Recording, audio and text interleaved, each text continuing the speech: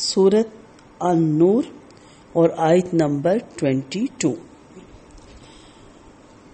وَلَا يَأْتِي أُولُو الْفَضْلِ مِنْكُمْ وَالسَّعَةِ أَنْ يُؤْتُوا أُولِي الْقُرْبَى وَالْمَسَاكِينَ وَالْمُهَاجِرِينَ فِي سَبِيلِ اللَّهِ وَلْيَعْفُوا وَلْيَصْفَحُوا أَلَا تُحِبُّونَ أَنْ يَغْفِرَ اللَّهُ لَكُمْ وَاللَّهُ غَفُورٌ رَحِيمٌ۔ اور تم میں سے آسودہ حال لوگوں کو یہ قسم نہیں کھانی چاہیے کہ وہ قربت داروں، مسکینوں اور اللہ کی راہ میں ہجرت کرنے والوں کو کچھ صدقہ نہ دیں گے۔ انہیں چاہیے کہ وہ ان کو معاف کر دیں اور ان سے درگزر کریں۔ کیا تم یہ پسند نہیں کرتے کہ اللہ تمہیں معاف کر دے؟ اور اللہ بڑا بخشنے والا اور رحم کرنے والا ہے۔ سیدہ عائشہ رضی اللہ عنہما کی مفصل بیان والی حدیث میں یہ مذکور ہے۔ اگر آپ شروع کیا آپ نے میرے 10 لیکچر اس کے جو تفصیل تھی سورۃ نور کے نزول کی، اگر وہ پڑھ لیں، دوبارہ سن لیں تو آپ کو تمام باتیں کلیئر ہو جائیں گی۔ اس میں تھا کہ مستہ بن اساسہ ان سادہ لوگ مسلمانوں میں سے تھا جو اس فتنے کی رو میں بہہ گئے تھے۔ یہ سیدنا ابو بکر رضی اللہ عنہ کے قریبی رشتہ دار تھے اور محتاج تھے۔ سیدنا ابو بکر انہیں گزر اوقات کے لیے کچھ ماہوار وظیفہ بھی دیا کرتے تھے۔ جب یہ تہمت لگانے والوں میں شامل ہو گئے تو سیدنا ابو بکر رضی اللہ عنہ کو ان سے رنج پہنچا۔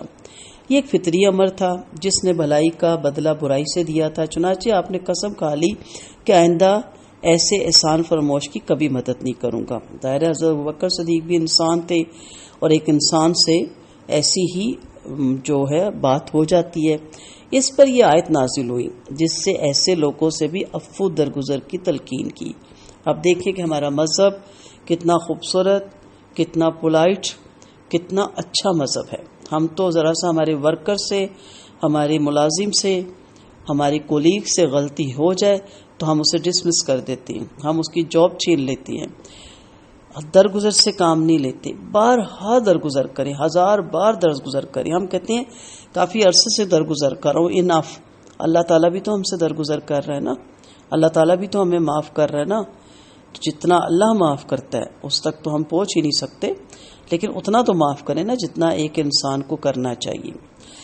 چنانچہ آپ نے فوراً اس حکم کے سامنے سر تسلیم خم کر دیا اور فرمایا، پروردگار ہم ضرور چاہتے ہیں کہ تو ہمیں معاف کر دے۔ چنانچہ آپ نے دوبارہ مدد کا سلسلہ جاری رکھنے کا عہد کیا، بلکہ پہلے سے زیادہ مدد کرنے لگے۔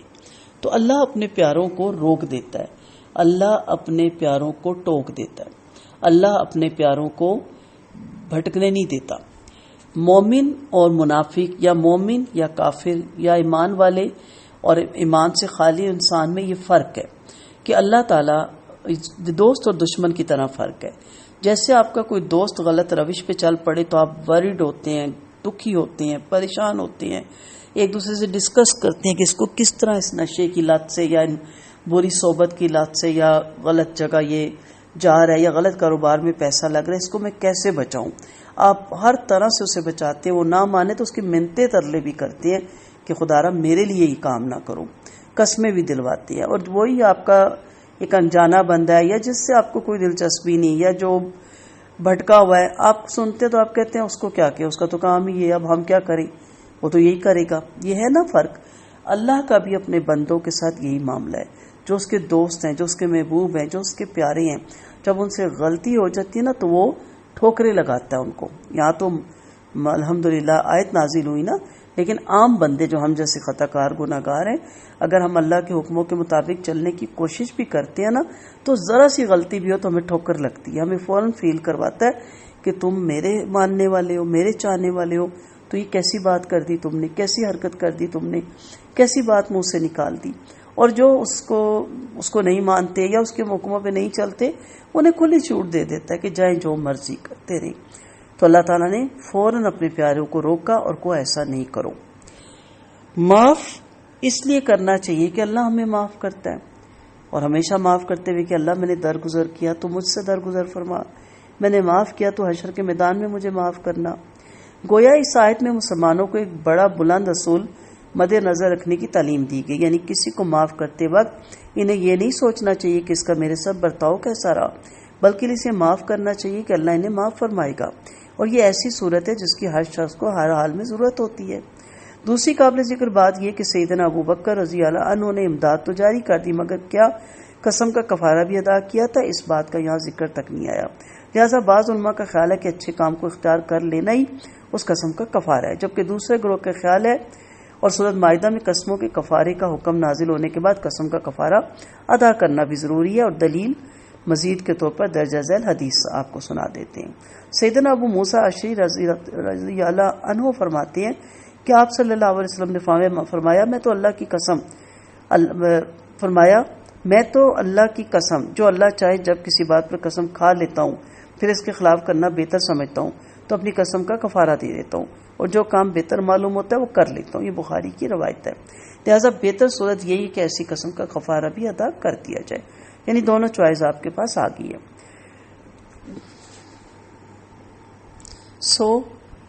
دونوں چیزیں اپنائیں، ایک یہ کہ نیکی کریں تو اللہ کی رضا کے لیے، اپنے پرائے کا فرق مت کریں، اچھے برے کا فرق نہ کریں۔ اچھے برے سے مراد جو آپ کے ساتھ اچھا اور برا ہے، ہو سکتا ہے وہ کتنا اچھا ہو ہمیں ایک آنکھ نہ بھاتا ہو، تو پسندیدہ لوگوں میں نہ صرف کیا کریں۔ جب بھی لوگ ہیں جو رشتہ داروں میں ہیں، صلہ رحمی میں ہیں، پڑوس میں ہیں، حلقہ باب میں ہیں، آپ کے کسی کام نہیں آتے، آپ کی کوئی بات نہیں مانتے، پھر بھی ان کی مدد کریں اور درگزر کریں، معاف کریں۔ یہ اللہ کو بہت پسند ہے، یہ اللہ کو پسند ہے تو اپنے بندوں کو اتنا درگزر معاف کرتا ہے، جبکہ وہ قادر ہے ایک چٹکی میں مسل کے رکھ دے ساری مخلوق کو، لیکن وہ کتنا محبت کرتا ہے اپنے بندوں سے، کتنا غفور الرحیم ہے۔ تو اللہ چاہتا ہے کہ میرے بندوں میں میری یہ صفت پائی جائے، تو ضرور معاف کیا کریں، درگزر کیا کریں، اور اپنے پرائے کے فرق کو ختم کر کے دوسروں کے کام آیا کریں۔ وآخر دعوانا ان الحمد للہ رب العالمین۔